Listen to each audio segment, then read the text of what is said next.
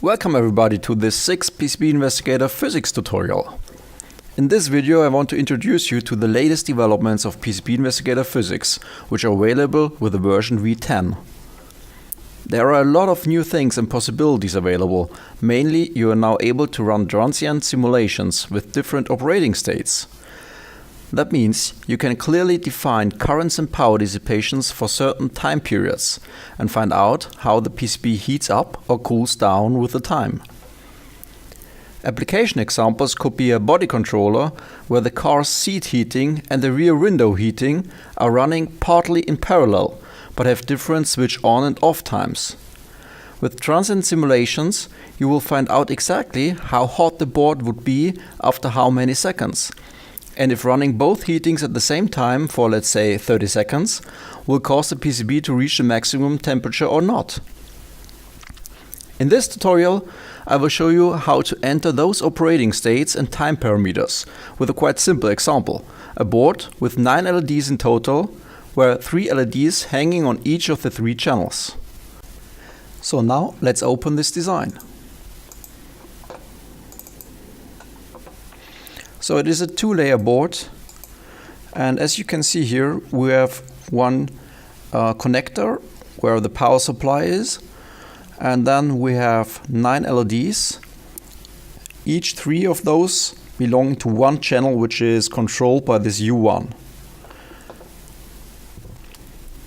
In this example I will switch on those 6 LEDs for 20 seconds. And afterwards the right 3 and the left 3 LEDs for another 20 seconds. So let me show you the new physics interface. So I go to the Simulate tab, and you see the first tab page is quite similar to the former version. So let's enter here a few things like an LED transient, and here we write channel 1 plus 2 for 20 seconds, and then we say channel 1 and 3 for 20 seconds, and then let's say 10 seconds cool down afterwards. Okay, so we will simulate the voltage drop and the temperature. So the board parameters I already entered. So we have 80 micrometer fall with 80 micrometer plating and 1.5 millimeters prepreg FR4 in the middle. The material definitions are similar or still identical to the former versions. So this was all described in tutorial 1. You can define all materials here and add those materials. But I think we have no need here to go deeper in this because we already have seen it in tutorial 1. So we will do a plating on our drills, also 18 micrometers with copper material, of course. Okay, so let's start with the first operating state. So this user interface is very new and different to the former version. So here we try to define one operation state. That means I say here channel 1 and 2 as operating state name. Okay, so let's start. We will come from this jumper 1, so we can select this component and just add it. The same way would be to search for this component here and then double click on it or click the plus to get it on this panel here.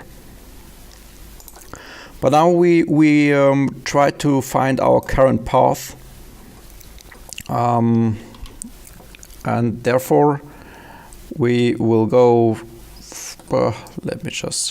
We will go from this pin 2 here and start. So pin 2 we will add as a source for this net. So we go from the J1 to the net D1 underline 2. So this is this net here. From here we will use this pin 2 of D1 as a sink, and this one again as a source. So we go wire this D1 into this net, which is V in. And I move this a little bit away and try to show you how the current will go.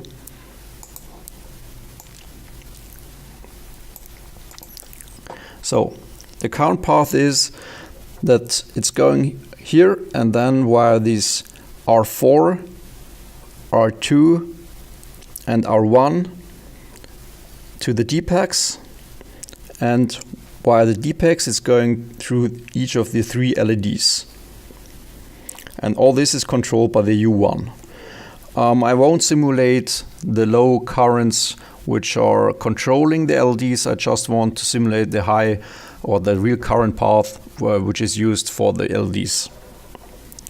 So we go back to our graph here, and from the V-in we start to go into this net here. So we want to activate those 3 LEDs here.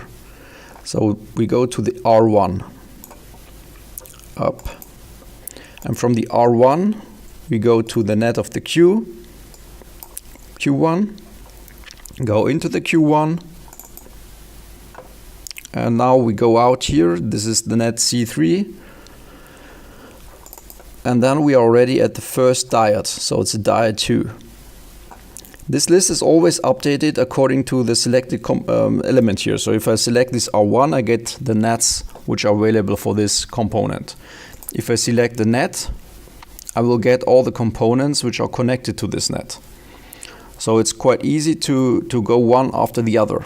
So from this net here, I will go to the D component. This is the D2. From the D2, I go into the next net. This is this net here, connecting to the D3. Yeah, and in that way, it's quite easy to go the whole path to the D4 component. So we could also go to the ground net afterwards, but the return path is not so important for the simulation. So I will stop at the last diode of the first channel. And then I will add the second channel. So we start from the V-in net. And from here we don't go only in R1 but also in parallel in R2. And from R2 we go to the Q component and then into the diodes which belong to this channel. So it's diode 5 and then to diode 6 and to diode 7. So now we have the whole path for channel 1 and channel 2. So we start at the J1, go via the D1 to the R1 and R2, and then to the Q1 and Q2, and then through the 3 diodes for each channel.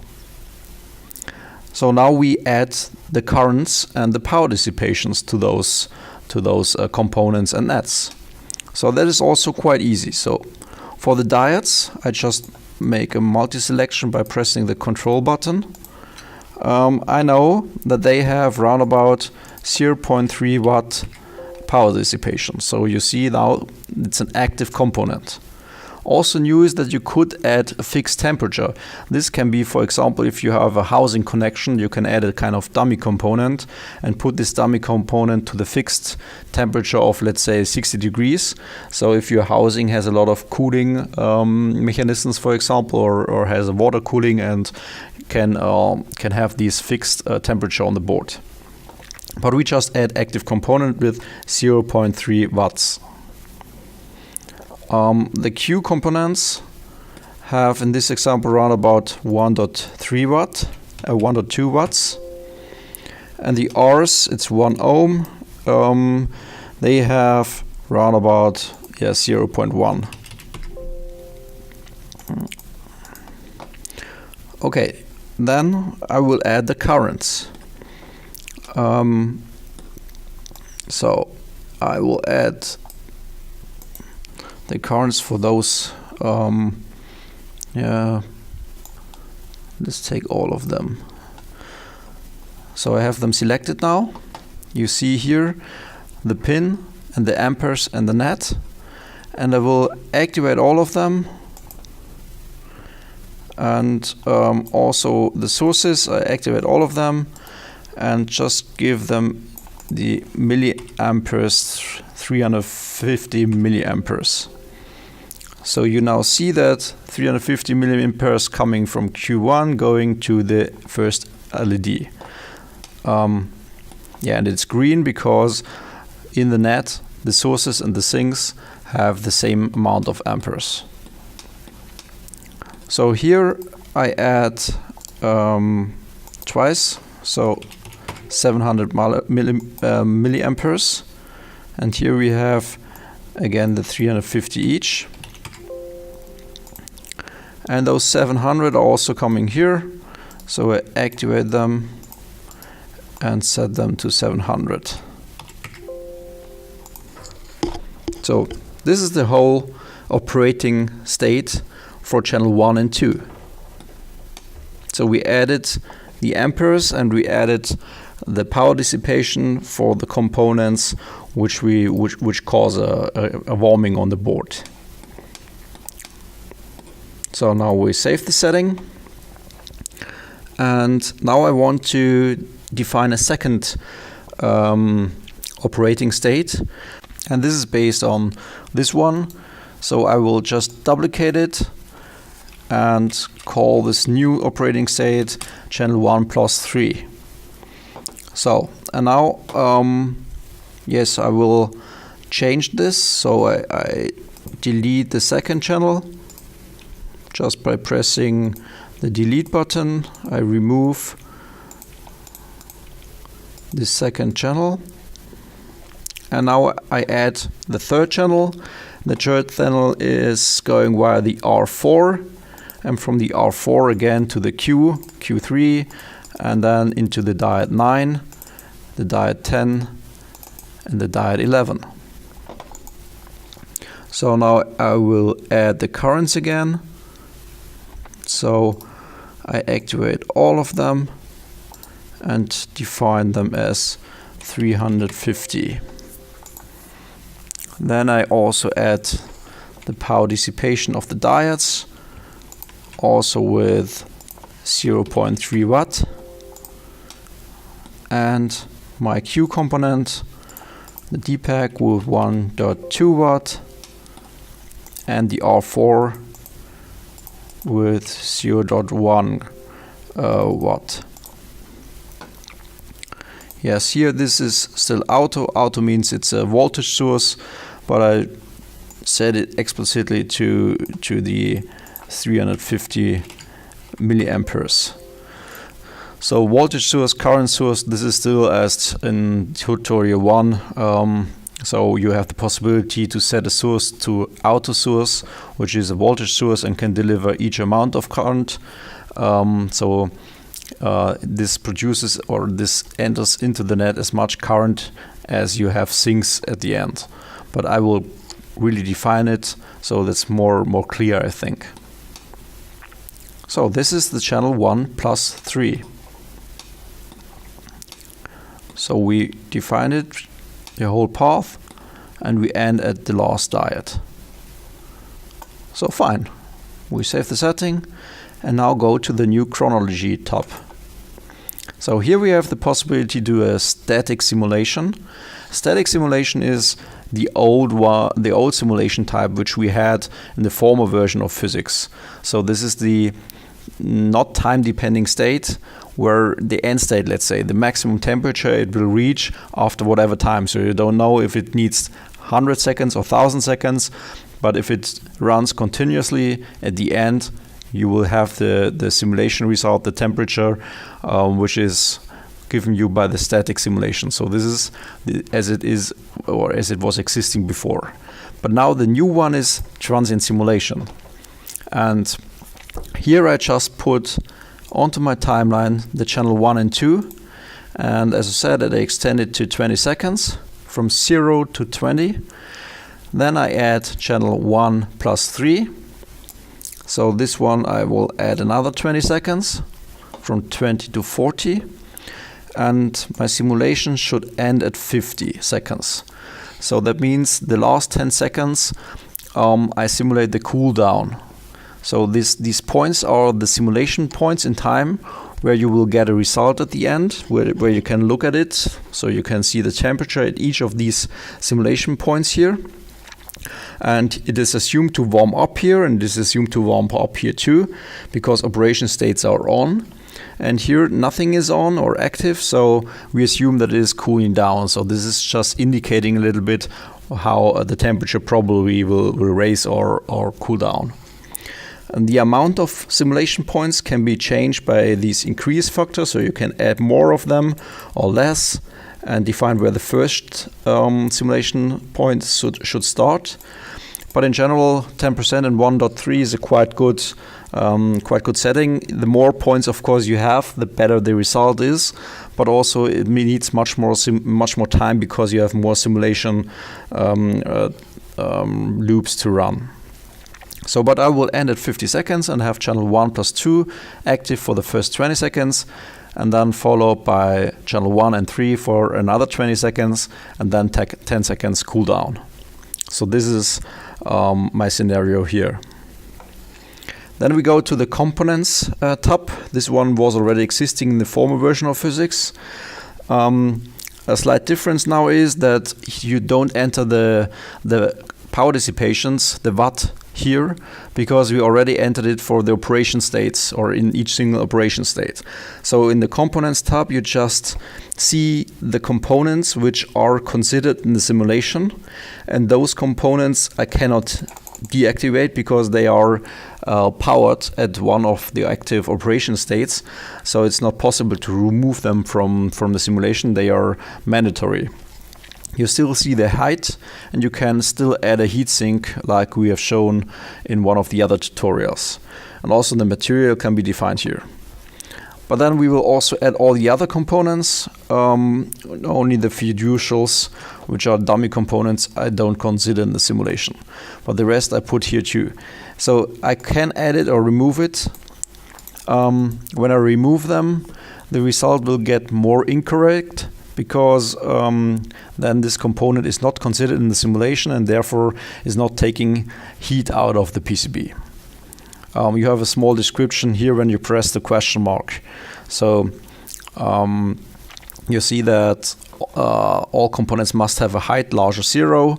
They are not allowed to intersect each other, and you should normally add all the components which are really existing without the dummy components like fiducial markers, star points, and so on, to get the most accurate result. So then we go to the environment tab. The environment tab is also quite new. So we still have the ambient temperature, and we leave it at 20 degrees. Then we have an initial operating temperature. So this is the temperature which the PCB has at the first second. So we will start also with 20 degrees. So, and for the heat exchange, we formerly just had the possibility to enter this fixed heat exchange. But now we also have the possibility, and this makes really sense for transient simulations, to add a dynamic heat exchange. And again, if you press this little question mark, you see that the total heat exchange is assumed as a sum of convective and radiative part. And the dynamic heat exchange option is available only with transient or pseudo-transient mode. And we have the radiation and the convection. And the radiation is always calculated at all surface points depending on the temperature and the housing options. Radiation emissivity describes how a material or a body surface exchanges infrared radiation with its surroundings. The maximum emissivity is 1. And we have FO4 materials here, or paints, so the right value for this parameter is 0.95.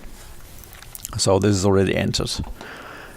And for the convection part, we have 3 different possibilities. The free convection, that means that the convection part is estimated at each simulation point using the mean board temperature at this time.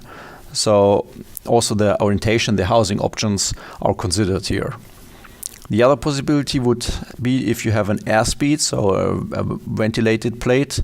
There you can define where they are. Let's see if the airspeed is along the x-axis and the speed of the air, so 1 meter per second, for example. Or you can add a fixed convection where you can really enter the watt per square meter Kelvin. For aerospace, for example, this could be 0, or you know this value, then you can enter it. In my case here, I will use the free convection parameter. The general conditions here are also new. So the orientation of the PCB is also considered because it has influence on the convection part. So I will just say that it's horizontal and the top is on the top side, so top up.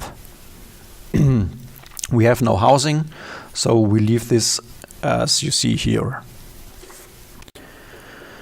So coming to the last simulation tab here.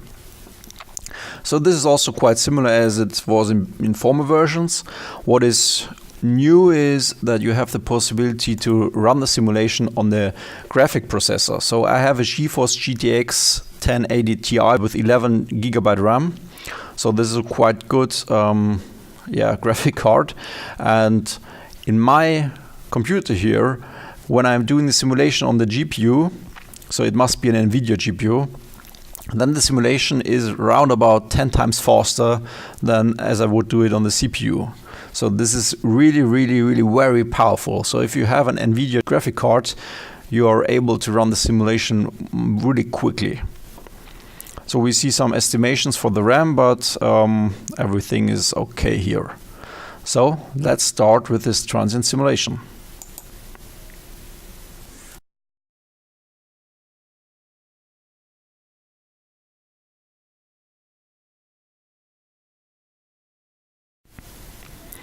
Okay, so the simulation finished now. We have now 6 p.m. and 5 minutes, and we started at 5:55, so it took nearly 10 minutes now. So in those 10 minutes, 18 simulations were done. Each simulation was a current and a temperature simulation. And you see on this diagram that the temperature raises from 20 degrees to around about 45 degrees. Here was operation state 1.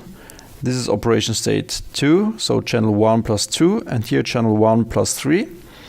And then we had 10 seconds where no operation state was active, so the PCB was cooling down a bit in those 10 seconds by around about 7-8 degrees. So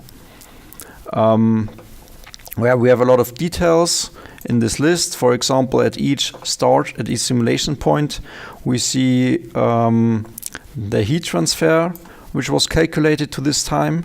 So we have, for example, 11 watt per square meter Kelvin, where 5.5 is convection, and the mean radiation was 5.6.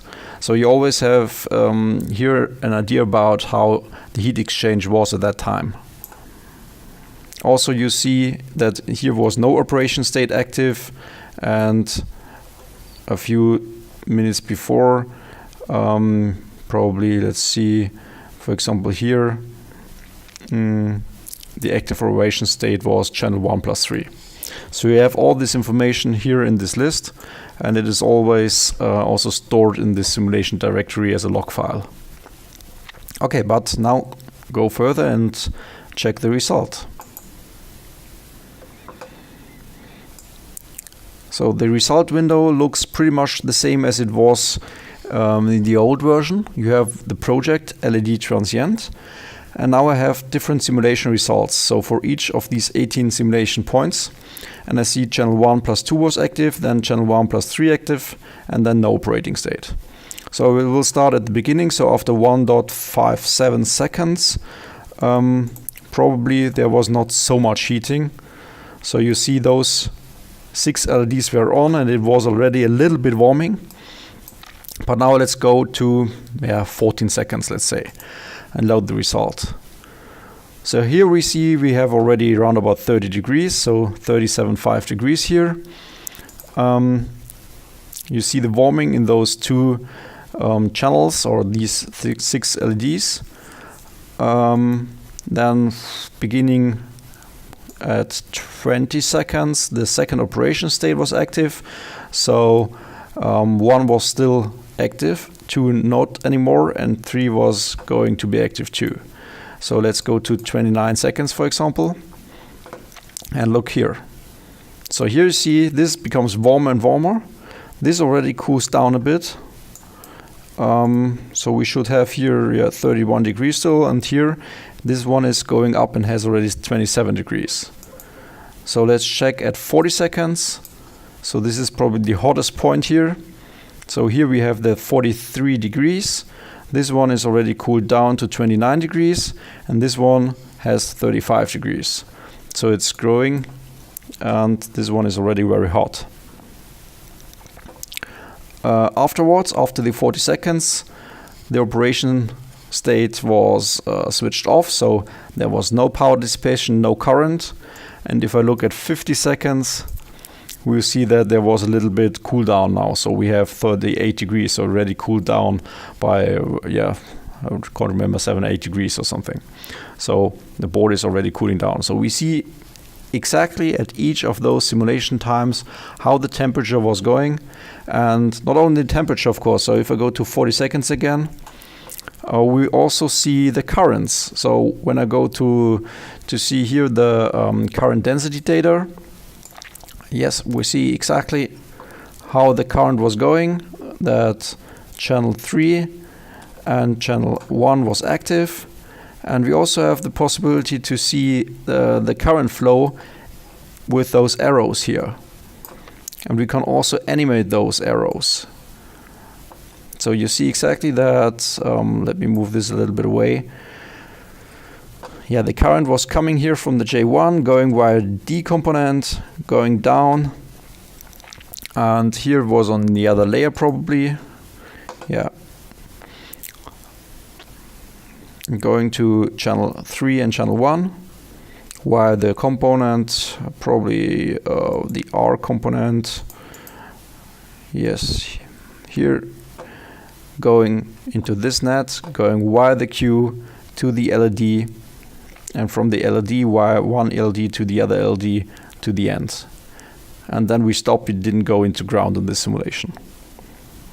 So you see exactly how the current was going. You see exactly that there we have 10 amperes per square meter, for example, and everything is animated and really detailed. Again, you can also see the voltage drop, of course. So if the voltage drop is important, you can calculate this with a potential value, which is written here in the tooltips. So, but this is everything as we already had it in the first tutorial. Only the current arrows are new. Yeah, but let's go back to the temperature. So, of course, what is still possible is to switch to the 3D view. So we can also take a look into the simulation result in 3D. So we see the Q components with their heat indicated by the color. We see the LEDs, which become more red here, and the rest of the PCB and the colors indicating the temperatures. Yeah, a quite nice feature also for doing this transient simulation is this new Create Report button. So I just press it and we'll show you the result.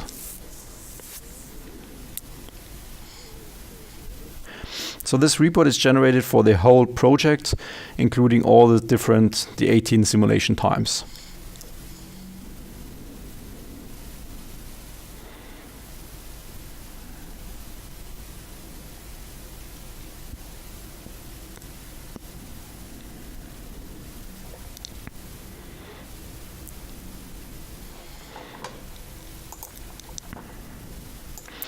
So this report is an HTML website. So we'll just open this browser window here. So it's an HTML website which is generated also in my simulation project folder. And as you see at the beginning, you have kind of overview about the projects, the author, the design path, the time it takes. So the operation states we have, my description, the total temperature, range, the power losses, and my ambient parameters which I had. Then we go to the result tab. So here we see the graph. We can hide the other layers. So this is the main graph, the main temperature.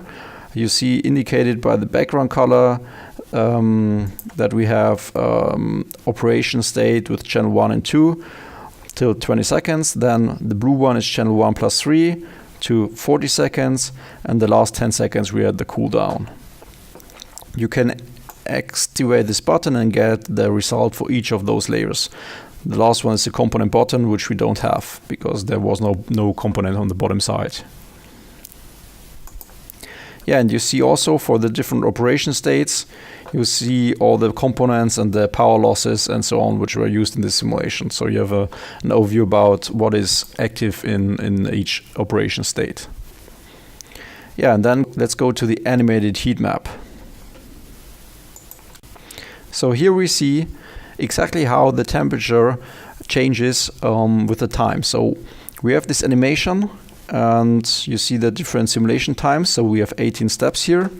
You see the minimum and maximum temperature, and you see exactly in this case here that when we start the beginning, those two were on, then this one was switched on, and this was switched off. So you see the heatings, the cool downs, the raise in temperature, and at the end, the last 10 seconds, the cool down when no operation state was active. And here you can also switch through the layers and go to the other layer. So for example, the bottom layer here. So here we see how the temperature was growing on the bottom side. So this is a really nice document, and what is really important, it's one HTML file where everything is included. So this HTML file has probably 50 megabytes or something and includes all of those details. So there's no reference to any external file or external link. So that's a very good thing to document, to make a report about the simulation result. So this is a really nice feature. And of course you still have the individual heat maps. So for each simulation time, you have all the single heat maps and see exactly how the temperature was going at this time. So you can also filter and say, I'm only interested in the 40-second keyframe, and here you see the temperatures of the PCB, of the single components and of the single layers.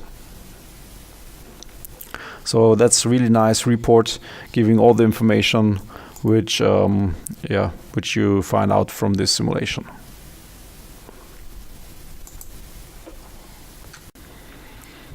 Of course, you have also the possibility to add the notes. So this I have already shown in the different tutorials we have before. So you can add notes and make documents in that way, and you can go also to this report and have the simulation results for each component, the temperature for each component, the temperature or the potential for each pin, then for each net, the minimum and maximum current density, the minimum and maximum temperature, the potential differences, the current balances, the power losses. So you have all this information for each drill, for each net, for each pin, for each component. And you can also create a report, an HTML report for this single result. So this HTML report looks a little bit different. It gives you the result of the 40-second keyframe, where the report here gives you the summary over all keyframes. Yeah. So, thank you very much for watching. Hopefully you enjoyed it.